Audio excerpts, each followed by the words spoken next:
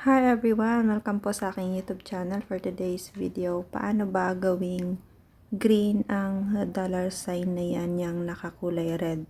So, naka-red yan kasi na CPR po yan.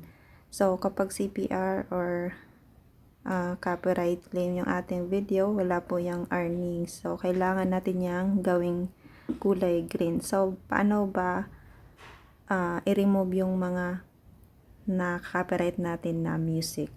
Okay, kung wala pa po kayong YouTube Studio, mag-download lang po kayo ng YouTube Studio. Ito po 'yun. And then ilagay nyo po yung YouTube account nyo dito, and then ito na po yung tsura niya. Ito po yung lalabas kapag nalagay nyo na yung account nyo. Pumunta lang kayo dito sa content, hanapin nyo po yung video nyo. Yan, itap nyo lang po yung view all para ma-view po lahat ng video nyo. Then, hanapin nyo lang po yung naka-red.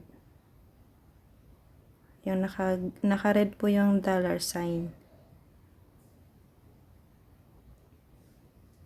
So, ito yun, how to pin yung title. So, pindutin nyo lang po yung video or yung title.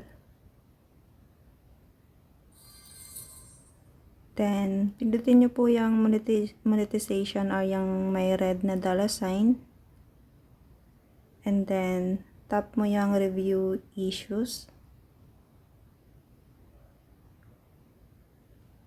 Ayan, wait lang natin. So, lalabas po yung video mo, and then kung saan yung naka-red, yan po yung naka-copyright claim.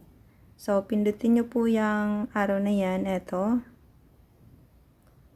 Then, may tatlong options po dyan: erase song, trim out segment, and dispute. So, ang lagi kong ginagawa is itong erase song para matanggal po yung naka-copyright na song. So, may dalawang options. So, erase song and then mute all sound in the claim segments. So, dito sa erase song, remove the claim songs in all. So, dito na lang tayo sa erase song. Kasi, i-remove niya yung na-claim song in all detected. So, yan yung pipiliin natin. Then, save. And then, confirm changes.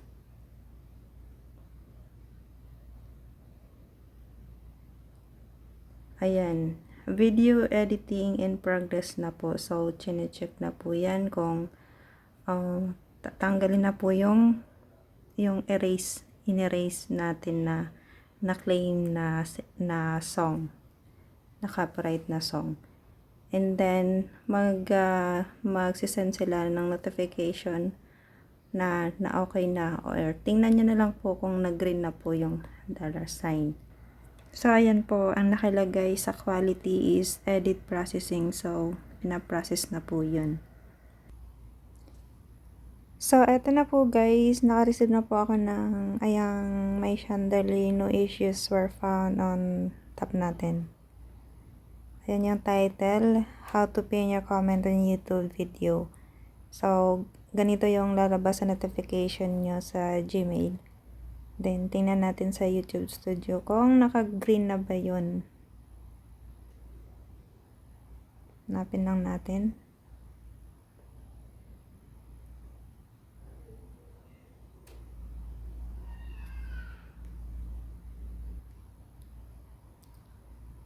So, ito na po guys. Yan, naka-green na po yung dollar sign. Yan yung title, how to pin your comment on YouTube video.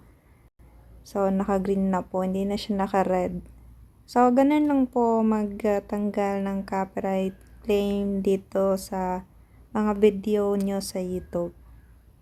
So, yun lang. Thank you for watching guys. And don't forget to like, share, and subscribe. Bye-bye.